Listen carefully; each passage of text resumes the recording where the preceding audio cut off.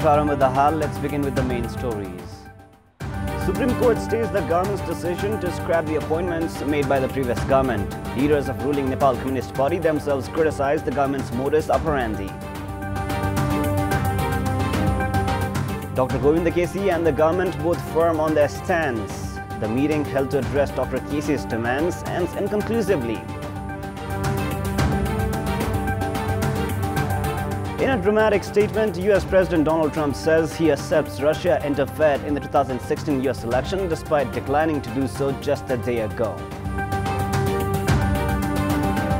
And England tames India in the last one-day international to clinch the series 2-1. India's unbeaten run in one-day series since 2016 comes to an end. Let us now begin with the latest national political updates.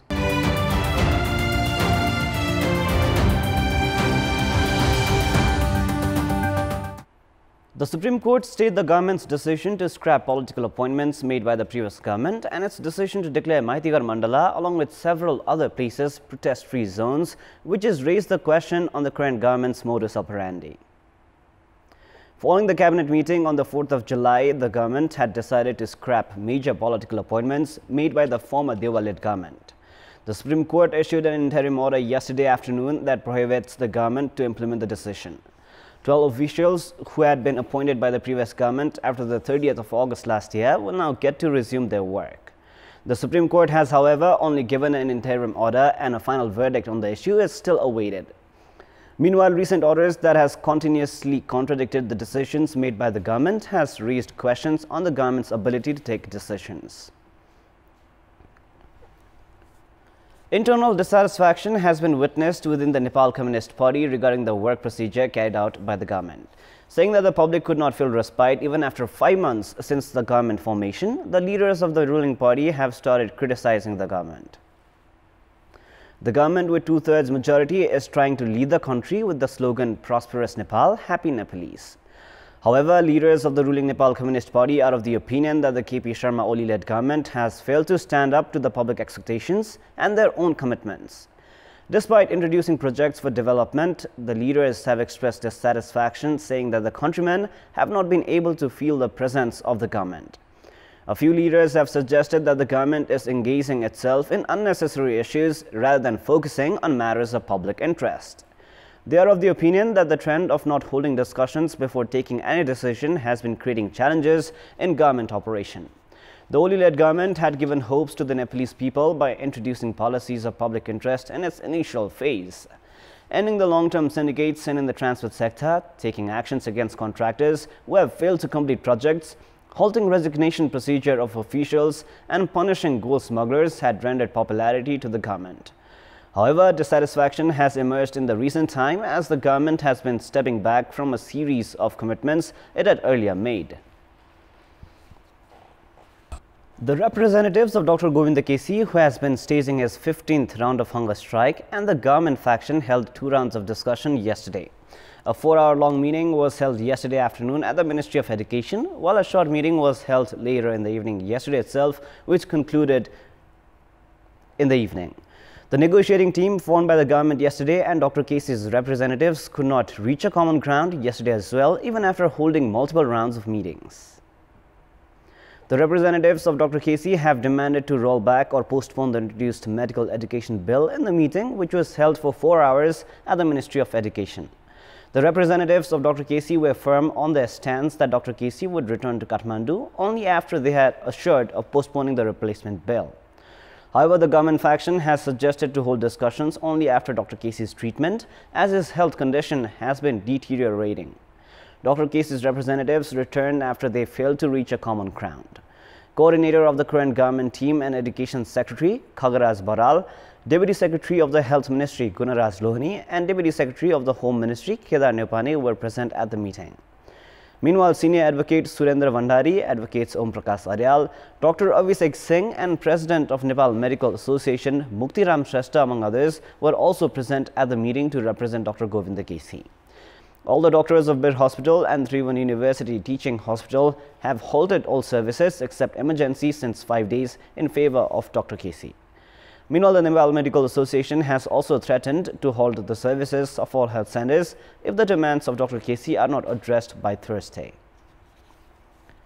It has been found that the Dispute Adjudication Board, which has been formed to resolve the disputes that can possibly arise during the implementation of the Meramchi drinking water project, has been taking decisions in favor of the contractor companies.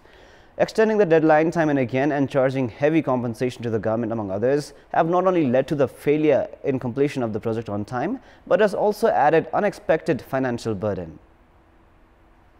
The contractor company had filed a complaint against the project, saying that the company was not provided with the geological information and other designs after they failed to meet the deadline. The Dispute Adjudication Board extended the deadline by 344 days as per the contractor's demands. In addition, the board had to compensate 550 million rupees after the contractor company complained of having to do additional works. Just a month ago, the contractor company demanded to extend the deadline by 570 days, which was accepted by the board. The company is preparing to demand an additional 1.65 billion rupees, saying more works had to be done in difficult parts of the tunnel. However, the government faction is of the opinion that no work had been assigned against the agreement. It is an international practice of forming a committee to resolve disputes that can arise at the time of construction of large-scale projects. The contractor company of Meramchi project has recommended 2 British citizens, while the Nepal government has suggested only 1. Time now for the international news.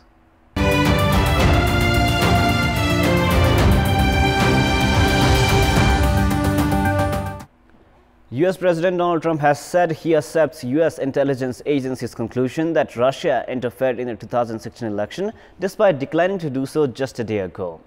He said he had misspoken on Monday and had meant to say he saw no reason why it was not Russia that meddled. The original comments after he met Russian President Vladimir Putin in Helsinki drew a barrage of criticism. Even some of Trump's allies had urged him to clarify his stance. In his latest remarks, he added he had full faith and support in US intelligence agencies. The controversy centers on a response he gave to a question at a news conference on Monday following the summit with Putin. Rupandei has been recently seeing rapid migration, urbanization and construction of basic infrastructures, leaving productive fertile land useless. Majority of the lands are left barren for plotting and construction purposes. In order to cope with this, the local level authorities have decided to not allow plotting of fertile agricultural land and have said owners would be fined if they leave their land unattended. In this context, we'd ask the locals of Rupandei what they think of the local level authorities' decision. Let us now take a look at what they had to say.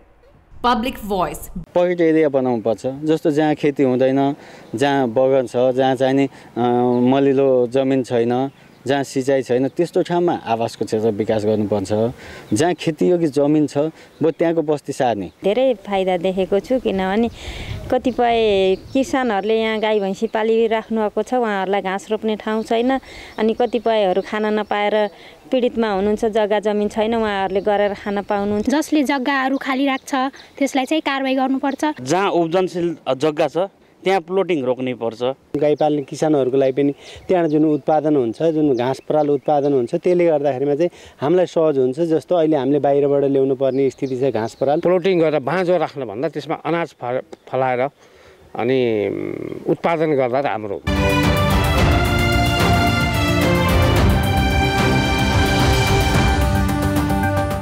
It is now time for our segment Public Pulse, where you text us with your opinion. Public Pulse.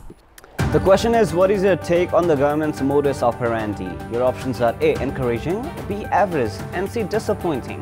The voting is on. You can type any WS, select your option A, B or C and then send it to 34001 to share your opinion with us. With this, let us move on to the sports news. Sports news. England registered an 8-wicket victory over India in the third and final one international match. With the win, the hosts clinched the series 2-1. Having lost the toss, India were put to bat first in the match played at Headingley, where they posted a total of 256 runs for the loss of 8 wickets in 50 overs. Virat Kohli top scored for the visitors with 71 runs, while Shikhar Dhawan contributed 44 runs and Mahendra Singh Dhoni added 42. Bhuvaneshwar Kumar and Shardul Thakur added 35 runs for their 8th wicket partnership to ensure that the Indian inning crossed 250 mark. David Willey and Adil Rashid picked 3 wickets each for England. Chasing 257 runs for victory, England achieved the target in 44.3 overs, losing only 2 wickets. Joe Root was unbeaten with a century from 120 balls in England's chase. Root's innings included 10 fours. Likewise, skipper Ian Morgan also remained unbeaten with 88 runs. Root, who had also scored a century in the second ODI of the series, was declared the man of the series. India had won the first match of the series by 8 wickets, while England had won the second ODI by 86 runs. The loss meant India could not win the 10th successive bilateral one-day series. India were unbeaten in 9 one-day international series since their 4-1 loss against Australia in 2016. The 15-member Nepalese squad under the captaincy of Paras Khatka for the tour of England and the Netherlands has been announced. Subhas Khakhrel has made a comeback into the national team after a gap of 3 years. Wicketkeeper batsman Subhas had last played for the national team against Papua New Guinea in 2015 World Cricket League Championship, which was held in UAE. Subhas since then had failed to make it into the national team due to injuries. After an excellent performance in last month's Prime Minister's Cup tournament held in Kathmandu, Subhas has made a comeback into the national team. He is a dependable run scorer for Nepal in the one-day format and scored 115 runs against Denmark in the 2013 World Cricket Division 4. Other players that have been included in the national cricket team are Anil Shah, Basanta Regmi, Sarad Veswakar, Gyanendra Malla, Sakti Gochan, Dipendra Singh Aire, Arif Sheikh and Lalit Rajvanshi. Likewise, Rohit Paudel, Sandeep Lamichhane, Lalit Bhandari, Sumpal Khami and Karan Kesri have also been selected. Vinod Bhandari, Sunil Dhamala, Susan Bari and Pradeep Aire have been kept as reserve players. Nepal will be playing a triangular T20 series with the Netherlands and England's Marylebone Cricket Club (MCC) at Lord's Cricket Ground from the 29th of July. The International Cricket Council (ICC) has already termed the match against the Netherlands as an international T20. After the triangular series, Nepal will be debuting in the one international series by playing against the Netherlands. The one-day internationals are scheduled to be played in the Netherlands on the 1st and 3rd of August. And now, before we wrap up, here's a look at the top stories one more time. Supreme Court stays the government's decision to scrap the appointments made by the previous government. Leaders of ruling Nepal Communist Party themselves criticize the government's modus operandi.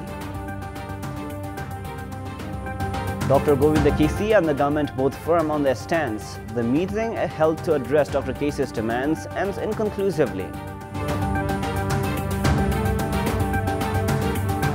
In a dramatic statement, US President Donald Trump says he accepts Russia interfered in the 2016 US election despite declining to do so just a day ago. And England tames India in the last one international to clinch the series 2-1. India's unbeaten run in one-day series since 2016 comes to an end. That is all for the moment. Our next English bulletin will air at 11 a.m. Keep watching Kantipur Television SD for more news and entertainment. Have a great day ahead.